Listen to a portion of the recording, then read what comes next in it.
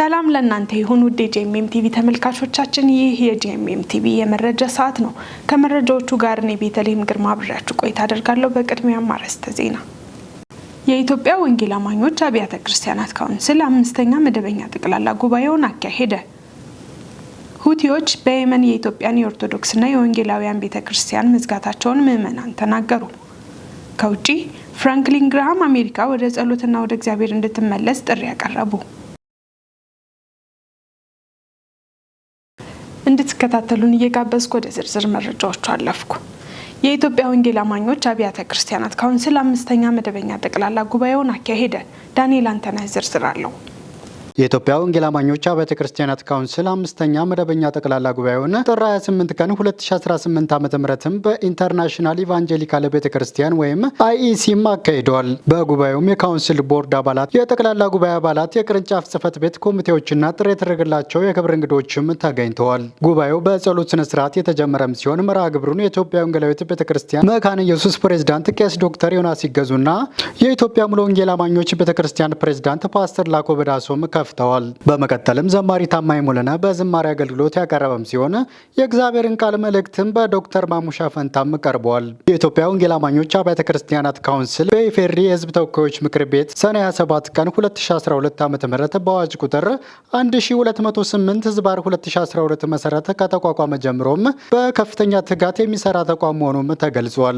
መንግስት የዘመናትን ጥያቄ በመመለስ የወንጌል አማኞች ቤተ እምነቶች እንደ ሌሎች የሃይማኖት ተቋማት በአዋጅ እንዲቋቋሙ ፍቃድ በመስጠቱም ምስጋናም ቀርቧል። በጉባኤው ላይ ካውንስሉ በ5 ዓመታት ስትራቴጂያዊ እቅድ መመራት አስፈላጊ መሆኑ ተገልጾ ያለፉትን እቅዶች ወደ ተግባር ለመቀየር የተጀመረ ስራ እንዲሁም የቀጣይ 5 ዓመታት እቅድ በዝግጅት ላይ መሆኑም ተጠቅሷል። በተያያዘ መረጃም የኢትዮጵያ ወንጌል አማኞች አብያተ ክርስቲያናት ካውንስል ምርጫውን ይፋ ያደረገም ሲሆን በዚህም በተደረገው ምርጫ መሰረት ላለፉት 5 ዓመታት የካውንስሉ ፕሬዝዳንት በመሆን ያገለገሉት ዶክተር ጣሰው ገብሬን በመተካትም ቄስ ደረጀ ጀንበሩ ለቀጣዩ 5 ዓመታት የካውንስሉ ፕሬዝዳንት ሆነው እንዲያገለግሉ ተመርጠዋል። እንዲሁም ላለፉት 5 ዓመታት የካውንስሉ ምክትል ፕሬዝዳንት የነበሩት ዶክተር ቤተ መንግስቱና ሐዋርያው ዮሐንስ ግርማን በመተካት መጋቢ ታሪኩ ብርሃኑና ዶክተር ቤተ መንግስቱ ለቀጣዩ 5 ዓመታት የካውንስሉ ፕሬዝዳንት ሆነው እንዲያገለግሉም ተመርጠዋል። በተጨማሪም ላለፉት 5 ዓመታት የካውንስሉ ጠቅላይ ጸሐፊ የነበሩት ቄስ ደረጀ ጀንበሩን በመተካት ፓስተር ዶክተር ጌትነት ለማ ለቀጣዩ 5 ዓመታት የካውንስሉ ጠቅላይ ጸሐፊ ሆነው እንዲያገለግሉም ተመርጠዋል። ለአዲሶቹ የካውንስሉ ተመራጮችም ጂኤምኤም ቴሌቪዥን መልካም የሥራ ዘመንም ይመኛል። በተያያዘ ዜና የኢትዮጵያ ወንጌል አማኞች አብያተ ክርስቲያናት ካውንስል አመራሮች በዊንሶልስና ብራይት ስታር ኢትዮጵያ የስራ ጉብኝት አደረጉ። የኢትዮጵያ ወንጌል አማኞች አብያተ ክርስቲያናት ካውንስል አመራሮች በዊንሶልስ ፎር ጎድ ወንጌላዊ አገልግሎትና ብራይት ስታር ኢትዮጵያ ተቋማት የስራ ጉብኝት አድርገዋል። በጉብኝቱ የካውንስሉ የጽህፈት ቤት ኃላፊ መጋቢ ዶክተር ጌትነት ለማ፣ የውጭ ግንኙነት ዘርፍ ዳይሬክተር መጋቢ አሸብር ከተማ፣ የመንፈሳዊ ዘርፍ ዳይሬክተር መጋቢ ስንሻት እንዲሁም የካውንስሉ የወጣቶች አገልግሎት ክፍል አመራሮች ተሳትፈዋል። አመራሮቹ በቆይታቸው የብራይት ስታር እንጦጦ ፍሪደም ትምህርት ቤትን፣ የተለያዩ የአቅም ግንባታ ማሰልጠኛ ተቋማትን እንዲሁም የወንዶችና የሴቶች መኖሪያዎችን ተመልክተዋል። የካውንስሉ አመራሮች ተቋማቱ ወንጌልን ከተግባራዊ በጎ አድራጎት ጋር በማቀናጀት እያከናወኑት ያለውን ሁለንተናዊ አገልግሎት አድንቀው ገልጸዋል። ይህም ለሌሎች ተቋማት አርአያ መሆኑን አመልክተዋል። ቤተ ክርስቲያን ከቃሉ አገልግሎት ጎን ለጎን ማህበረሰቡን በበጎ ተግባር ማገልገል እንዳለባት ተቋማቱ በተግባር ማሳየታቸውን አክለዋል። ካውንስሉ ለእነዚህ በጎ ስራዎች አስፈላጊ ድጋፍ እንደሚያደርግ የገለጹት አመራሮቹ መሰል ተሞክሮዎች በሌሎችም አባል ድርጅቶች ዘንድ እንዲስፋፋ ጥሪ አቅርበዋል። ከጉብኝቱ በኋላም በካውንስሉና በተቋማቱ አመራሮች መካከል በቀጣይ የትብብር አቅጣጫዎች ላይ ውይይት መካሄዱ ተገልጿል። ሁቲዎች በየመን የኢትዮጵያን የኦርቶዶክስና የወንጌላውያን ቤተክርስቲያናት መዝጋታቸውን ምዕመናን ተናገሩ። በየመን ሰንዓ በርካታ የኢትዮጵያ ኦርቶዶክስና ወንጌላውያን አማኞች ከ20 ዓመታት በላይ ሲያገለግሉባቸው የቆዩ ቤተ እምነቶችን በሁቲ ባለስልጣናት ከታሸጉ 1 ወር እንደሞላቸው የእምነቱ ተከታዮች ለቢቢሲ ተናገሩ። በየመን ሰንዓ በሚገኘው የቅዱስ ጊዮርጊስ ቤተክርስቲያን ሲያገለግሉ እንደነበር የተናገሩት አቶ አብርሃም በቀለ አምልኮ የሚካሄዱበትና ልጆቻቸውን አማርኛ የሚያስተምሩበት ቤተክርስቲያን በሁቲ ባለስልጣናት የገና በዓል ሰሞን መታሸጉን ገልጸዋል። በሀገሪቱ ዋና ከተማ ሰንዓ ከ23 ዓመት በላይ የኖሩት አቶ አብርሃም ብርሃን ቤተክርስቲያኑ ከመዘጋቱ በፊት ዘረፋ እንደተፈጸመ ጠቅሰው ተከትሎ ደግሞ 25 ዓመታት የቆየው የቅዱስ ጊዮርጊስ ቤተክርስቲያን ከገና በዓል በኋላ ታሽጓል ብለዋል። በሰና ከ20 ዓመት በላይ መኖሯን የተናገረች የፕሮቴስታንት እምነት ተከታይም እንዲሁ ከኦርቶዶክስ ቤተክርስቲያን በተጨማሪ ቪክቶር በሚባል ህንዳዊ ከ25 ዓመት በፊት የተቋቋመና ኢትዮጵያውያን የወንጌል አማኞች የሚያመልኩበት ስፍራ መታሸጉን ግለሰቡን በቁጥጥር ስር መዋሉን ገልጻለች።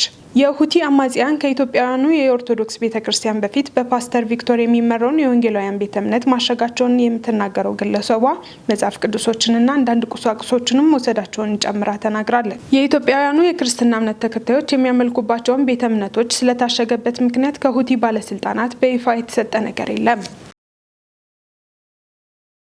ከንቲባ አዳነች አቤቤ ለመምህራን የመኖሪያ ቤት ግንባታ አስጀመሩ።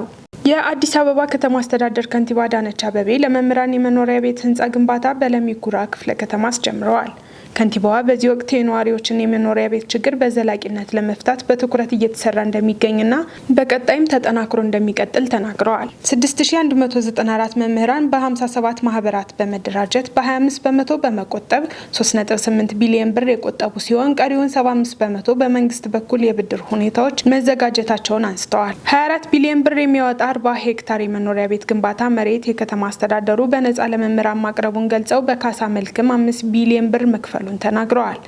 ለመምህራን የሚገነቡ የመኖሪያ ቤቶች ደረጃቸውን የጠበቁና የአዲስ አበባ ከተማን ውበት የሚመጥኑ መሆናቸውን አመልክተዋል። መምህራን የቤት ባለቤት መሆናቸው የኑሮ ጫናን በማቃለል ትውልድን የማነጽ ስራ በአግባቡ ለማከናወን እንደሚያስችል ገልጸዋል። መረጃው የፋና ነው። ውድ ተመልካቾች አሁን ደግሞ ከውጭ ያገኘናቸው መረጃዎች አለፍኩኝ። ኬንያ በወር ከ30,000 ሽልንግ በታች የሚያገኙ ዜጎቿን ከገቢ ግብር ነፃ ልታደርግ ነው። የኬንያ የገንዘብና የኢኮኖሚ እቅድ ሚኒስተር ጆን ምባንዲ በወር ከ30,000 የኬንያ ሽልንግ በታች የሚያገኙ ዜጎች ከገቢያቸው ከሚከፍሉት ግብር ነፃ እንደሚደረጉ ገልጸዋል። ከዚህ ቀደም በኬንያ ከሚከፍሉት ግብር ነፃ የነበሩት ከ24,000 ሽልንግ በታች ነበሩ።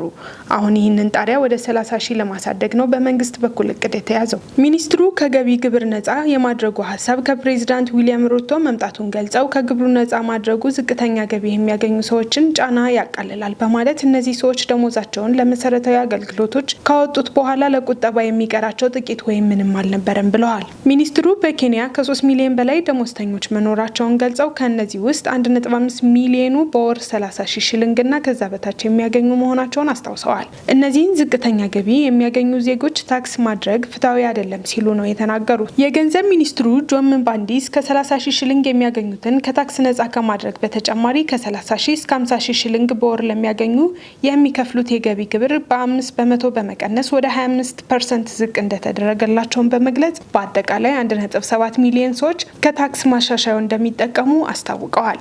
መረጃው የዘኬንያ ታይምስ ነው። ፍራንክሊን ግርሃም አሜሪካ ወደ ጸሎትና ወደ እግዚአብሔር እንድትመለስ ጥሪ ያቀረቡ። ታዋቂው ወንጌላዊ ቄስ ፍራንክሊን ግርሃም አሜሪካ ወደ ጸሎትና ወደ ንስሐ እንድትመለስ ጥሪ በማቅረብ ክርስቲያኖችና ዜጎች ወደ ጌታ እንዲመለሱና ሀገሪቱ እንድትፈወስ በሰፊው እየለመኑ መሆናቸው ተገልጿል። ግርሃም ለሲቢኤን ኒውስ በቅርቡ በሰጡት ቃለ መጠይቅ በማህበራዊ ችግሮች መካከል ወጣቱ ትውልድ እግዚአብሔርን መፈለጉ እንዳስደሰታቸው ተናግረዋል። በብዙ አብያተ ክርስቲያናት ወንጌል መስበክ ተዘንግቷል፣ ነገር ግን እየፈለጉ ያሉ ብዙ ወጣቶች አሉ ብለዋል። እነሱም ቢሆን ወደ መጽሐፍ ቅዱስ እንዲመለሱ ተስፋ እንዳላቸው ገልጸዋል። ነገር ግን ግርሃም መጽሐፍ ቅዱስ በመጨረሻው ዘመን ታላቅ መነቃቃት እንደማይተነበይ በመግለጽ ወደ ፍጻሜው ስንቃረብ ነገሮች ከመጥፎ ወደ ከፋ እየሄዱ እንደሚሆኑ እያየን ነው ብለዋል። ግርሃም በቃለ መጠይቃቸው ወቅት ቻርሊ ክሪክን በማስታወስ እርሱ ወደ ህይወቱ ፍጻሜ ሲቃረብ ያለ ኢየሱስ ምንም አይደለሁም ብሎ በእምነቱን እየቆመ መሄዱን ጠቅሰዋል። በክሪክ መታሰቢያ ላይ ከ100,000 በላይ ሰዎች በቀጥታ ሲገኙ ከ100 ሚሊዮን በላይ ሰዎች በቀጥታ ስርጭት ላይ መከታተላቸውን ገልጸዋል። አያይዘውም ክሪክ በሞቱ ከህይወቱ ዘመን ይልቅ ብዙ ሰዎችን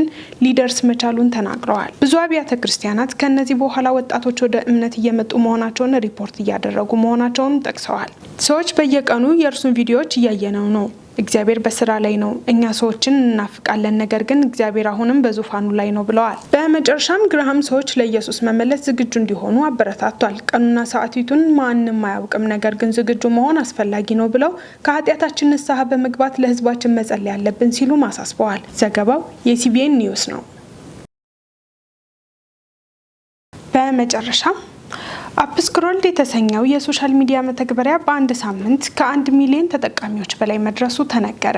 የቲክቶክ ተፎካካሪ ሆኖ የመጣው አፕስክሮልድ እንደ ቲክቶክ ሁሉ አጫጭር ቪዲዮዎች የሚጋሩበትና የጽሁፍ ልጥፎችም የሚጋሩበት ሲሆን እንደ ቪዲዮ ማቀናበሪያም ሆኖ ያገለግላል። መተግበሪያው እንደ ቻትጂፒቲ ያሉ መተግበሪያዎችን በመብለጥ ከሰሞኑ በአፕል የአፕ ስቶር ላይ በቀዳሚነት ከተቀመጡ በተጨማሪ እንደ አንድ ሳምንት ውስጥ ከ150 ሺህ ተጠቃሚዎች በመነሳት የተጠቃሚዎቹ ቁጥር 1 ሚሊዮን ተሻግሯል። ለተጠቃሚዎቹ ቁጥር መጨመር ቲክቶክ በአሜሪካ ኢንቨስተሮች ጣምራ መያዙ በዋና ምክንያትነት ሲቀመጥ ቲክቶክ በአፕ ስቶር ላይም በዚህ ሳምንት 27ኛ ደረጃ ላይ ተቀምጧል። ራሱን ካንሱር የሌለበት ብሎ የሚጠራው አፕስክሮልድ በፍልስጤማዊ ዮርዳኖሳዊና አውስትራሊያዊ በሆነው እንደ IBM ኦራክል ባሉ ተቋማት በሰራው ኢሳም ሂጃሂ የተመሰረተ ነው። መተግበሪያው የተከታታይ የፊድ እና የዲስከቨር ገጽታ ሲኖረው በፊድ ገጽታ ላይ ልጥፎቹ በቅደም ተከተል ሲመጡ በዲስከቨር ላይ ደግሞ ባገኙት ላይክ፣ ኮሜንት እና ሼር መጠን ይመጣሉ ያለው አፕስክሮልድ አልጎሪዝሙ ለሁሉም በእኩል የሚሰራና የማያዳላ ነው ብሏል።